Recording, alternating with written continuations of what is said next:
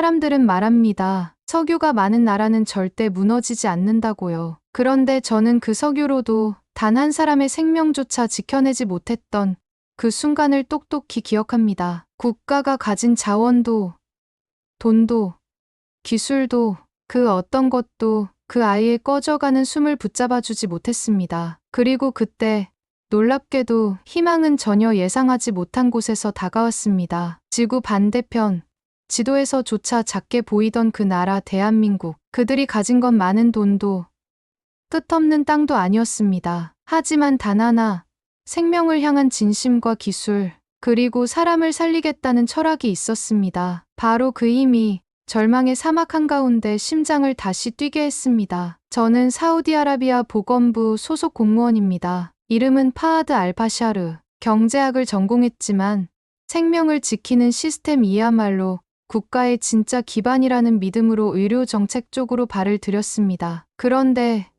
제가 본 건 숫자들이었습니다. 기다림, 포기, 그리고 사망. 하루가 멀다고 올라오는 장기이식 대기자의 사망 보고서. 그중엔 제 사촌 여동생도 있었습니다. 19 심장이 망가졌다는 진단을 받고 8개월을 버텼지만 기증자는 끝내 나타나지 않았습니다. 마지막에 그녀가 남긴 말은 이거였습니다. 오빠, 그냥 숨이라도 쉬고 싶어. 저는 공무원이었습니다. 수많은 보고서를 쓰고 예산을 계산하고 정책 제안을 반복했지만 그 아이를 위해 해준 건 하나도 없었습니다. 그날 이후 제 안에 무언가가 무너졌습니다. 그리고 동시에 무언가가 깨어났습니다. 그날 밤 책상엔 수십 개 국가의 의료 시스템 보고서가 흩어져 있었습니다. 그리고 그중 한 줄, 단 하나의 기사 제목이 내 시선을 붙잡았습니다. 대한민국 장기이식 응급 대응률 세계 1위.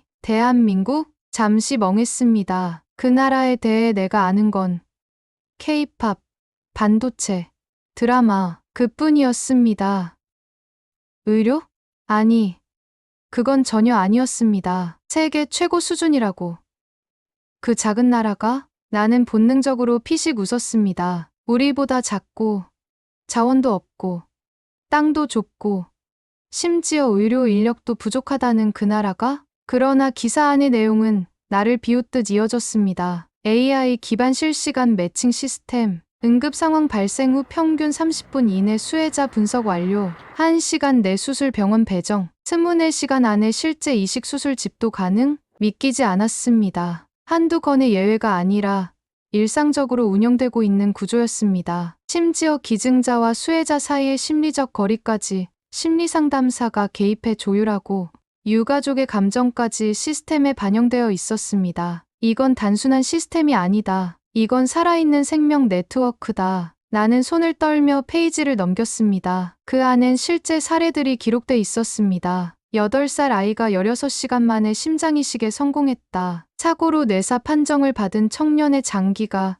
3명의 생명을 살렸다. 기증자의 부모가 직접 수혜자의 손을 잡았다. 읽는 내내 숨이 가빠졌습니다. 그리고 깨달았습니다. 우리는 지금까지 기술을 돈으로 사려 했고 시스템을 외형으로 평가했다. 하지만 이 나라는 기술을 마음으로 만든다. 그 순간 내 머릿속에서 하나의 문장이 울렸습니다. 직접 가보자. 수치가 아니라, 스크린이 아니라 실제로 그 심장이 뛰는 나라를 내 두 눈으로 보고 오자. 그렇다고 당장 비행기를 탈 수도 없었습니다. 이건 나 혼자의 결정이 아니니까요. 한국행을 추진하기 위해 저는 먼저 제 팀을 설득해야 했습니다. 그리고 제 상관에게 보고서를 올렸죠. A4 용지 12장 분량, 한국 의료 시스템 분석, 도입 가능성, 예상 비용, 기대 효과, 하나하나 밤을 새우며 작성했습니다. 하지만 반응은 싸늘했습니다. 한국이라고요?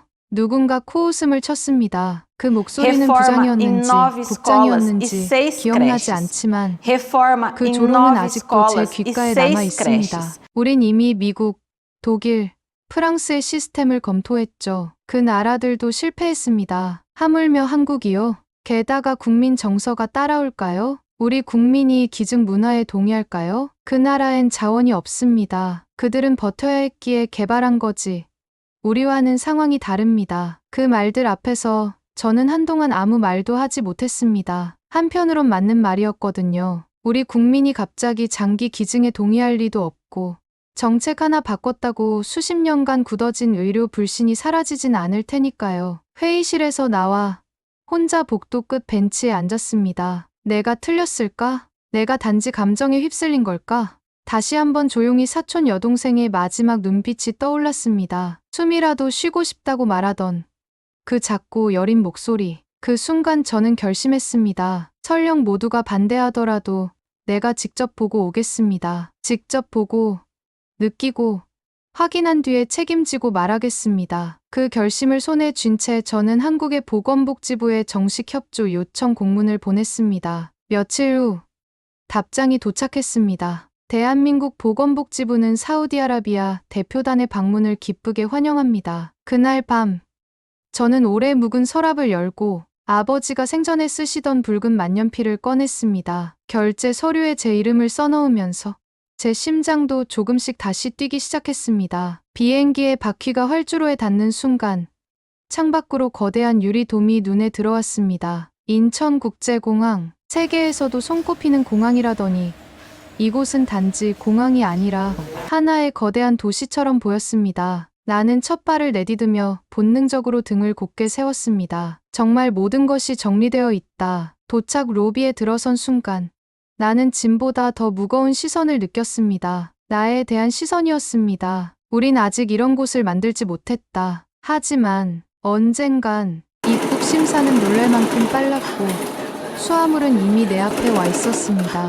무표정한 얼굴로 짐을 챙기던 중앙 구석에서 아이가 어머니 손을 잡고 웃고 있었습니다. 마스크 너머로도 환한 미소가 보였죠. 그때 아주 작지만 깊은 감정이 올라왔습니다. 이 나라에선 뭔가가 잘 돌아가고 있다. 그리고 그것은 시스템만이 아닌 분위기다. 공항에서 나오는 길.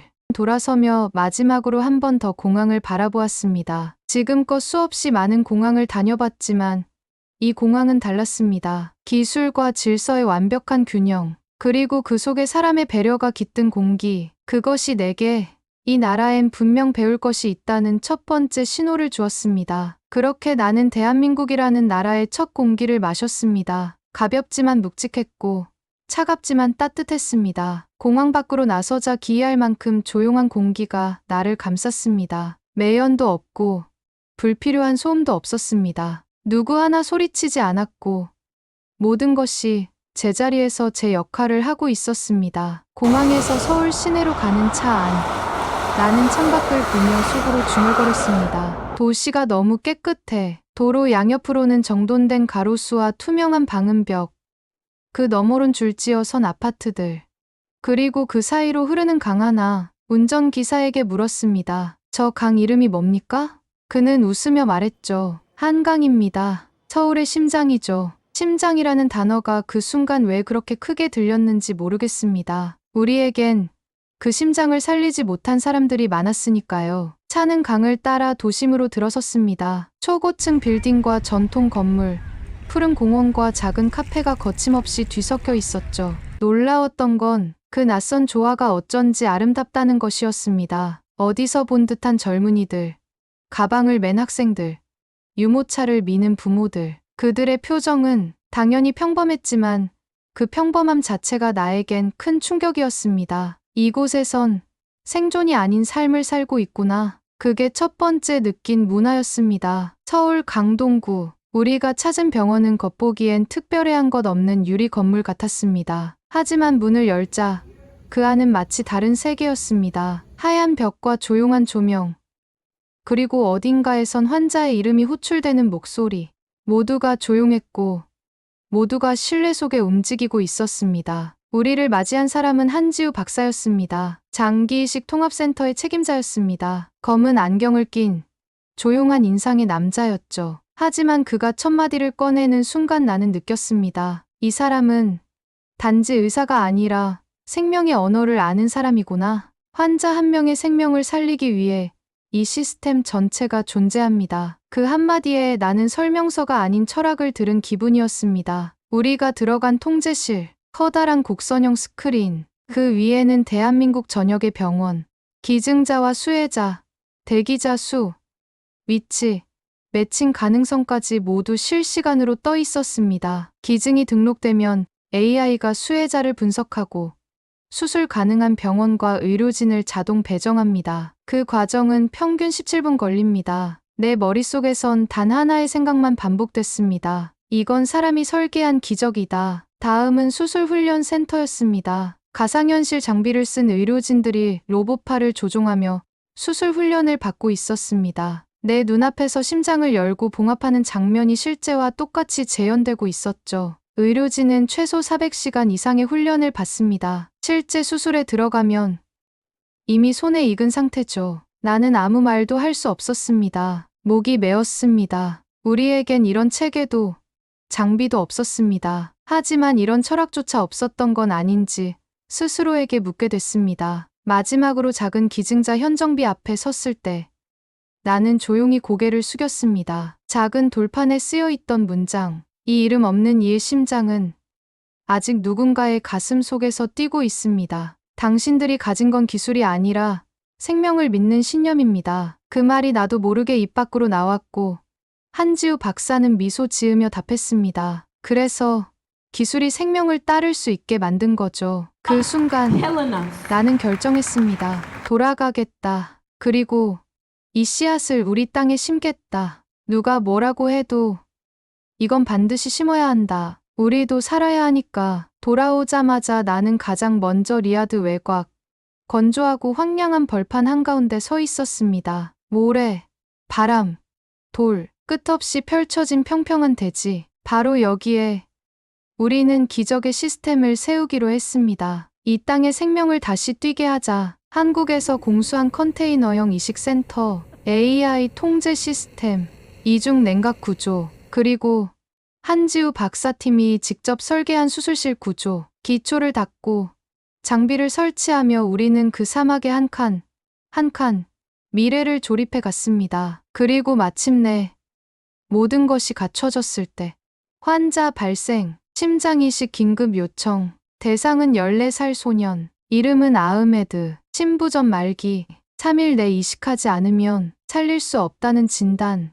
나는 한순간 숨이 턱 막혔습니다. 첫 수술이 실패하면 우리는, 이 시스템은, 이 모든 노력은 주변에선 반신반의하는 시선도 많았습니다. 한국 기술이라지만 여긴 사막입니다. 온도, 습도, 모래 그 시스템이 견딜 수 있을까요? 심지어 수술을 맡은 우리 현지 의료진조차 고개를 떨구었습니다. 파하드 씨 이걸 우리가 감당할 수 있을까요? 나는 그날 밤 수술실 옆 복도에서 손을 모은 채 묵묵히 앉아 있었습니다. 3시간, 4시간, 5시간, 그리고 수술실 문이 열리기 직전 기계음이 울렸습니다. 삐삐삐삐삐삐. 심장이 뛰기 시작했습니다. 아이의 심박수 안정, 혈압 진입, 산소 포화도 96% 올라가고 있습니다. 나는 복도 벽에 기대 주저앉았습니다. 눈물이 났습니다. 숨도 제대로 쉴 수 없을 만큼 벅차올랐습니다. 아흐메드의 아버지가 의료진 손을 붙잡고 울었습니다. 그 아이가 저를 봤습니다. 그리고 웃었습니다. 우리는 그 아이 하나로 세상을 바꿀 수 있다는 걸 그날 처음 느꼈습니다. 그날 이후 사우디 전역의 뉴스가 들끓었습니다. 사막에서 심장이 뛴다. 한국 기술, 생명을 건져 올린다. 첫 수술 성공. 새로운 의료 시대 여는가? 정부는 전국 10개 지역에 이식센터를 확장하겠다고 발표했습니다. 의대 지원자는 폭증했고 한국 의료 시스템을 배우겠다는 젊은이들이 몰려들었습니다. 파하드 씨, 우린 이제 살 수 있다는 걸 믿게 됐어요. 그 말은 그 어떤 박수보다, 그 어떤 칭찬보다 더 묵직하게 가슴에 박혔습니다. 나는 그저 한 나라의 공무원이었습니다. 하지만 이제는 한 생명을 살린 기억을 가진 사람이 되었고 그 기억은 내 인생을 영원히 바꾸었습니다. 그 첫 수술 이후 모든 것이 바뀌었습니다. 정부는 전국 10개 도시의 의료센터에 생명 이식 시스템을 확대하기로 했습니다. UAE, 카타르, 쿠웨이트 이웃 나라의 보건 장관들이 직접 사우디에 와서 우리 시스템을 견학했습니다. 사우디가 이렇게 먼저 해냈다니 놀랍습니다. 이건 단순한 기술 도입이 아니라 문화 혁신입니다. 기적은 기술에서 시작됐지만 그 영향은 사람의 마음에서 번졌습니다. 그동안 의대는 돈 많은 사람들의 길이라던 인식이 이제는 생명을 살리는 자부심의 길이 되었습니다. 한 여학생이 저에게 편지를 보냈습니다. 저도 파하드 씨처럼 한국의 기술을 배워 우리나라에 기여하고 싶습니다. 생명을 살리는 사람이 되고 싶어요. 그 편지를 읽으며 나는 내가 걸어온 여정을 다시 떠올렸습니다. 절망에서 출발해 희망을 찾아갔고 그 희망을 우리 땅에 심었습니다. 그 씨앗은 자라 이제는 수많은 생명을 품은 숲이 되어가고 있습니다. 그리고 그 숲의 가장 깊은 뿌리엔 항상 그 이름이 자리합니다. 대한민국. 나는 종종 서울에서 마지막으로 봤던 그 장면을 떠올립니다. 한지우 박사가 기증자 헌정비 앞에 서서 말했던 말. 기술은 나눌 때 완성됩니다. 진심은 건너갈 수 있습니다. 그 말은 단지 이식 수술에 대한 설명이 아니었습니다. 그건 인류가 공유해야 할 생명에 대한 철학이었습니다. 이제 나는 한국의료기술협력대사로서 사우디 청년들과 함께 일하고 있습니다. 그들에게 말합니다. 너희가 보고 배운 그 기술은 사람을 살리기 위한 도구일 뿐이야. 진짜 중요한 건 그 안에 담긴 마음이란다. 그리고 그 아이, 아흐메드. 그는 지금 18살입니다. 건강하게 자라고 있고 의대에 진학해 심장외과 의사를 꿈꾸고 있습니다. 그가 아저씨, 나도 나중에 심장을 살릴 수 있을까요? 그가 웃으며 묻는 그 순간 나는 비로소 확신했습니다. 우리가 이식한 것은 심장이 아니라 희망이었다는 것을. 그 시작은 아주 작았습니다. 한 기사의 제목, 한 사람의 결단, 한 아이의 미소. 그러나 그 자금은 수천 개의 생명을 바꿔놓았습니다. 그리고 지금도 바꾸고 있습니다. 진심에서 출발한 기술은 언젠가 반드시 생명을 살린다. 그 진심을 나눠준 나라, 대한민국. 우리는 절대 잊지 않을 것입니다. 우리가 이식한 것은 심장이 아니라 희망이었다. 오늘의 영상이 마음에 드신다면 구독, 좋아요 부탁드립니다.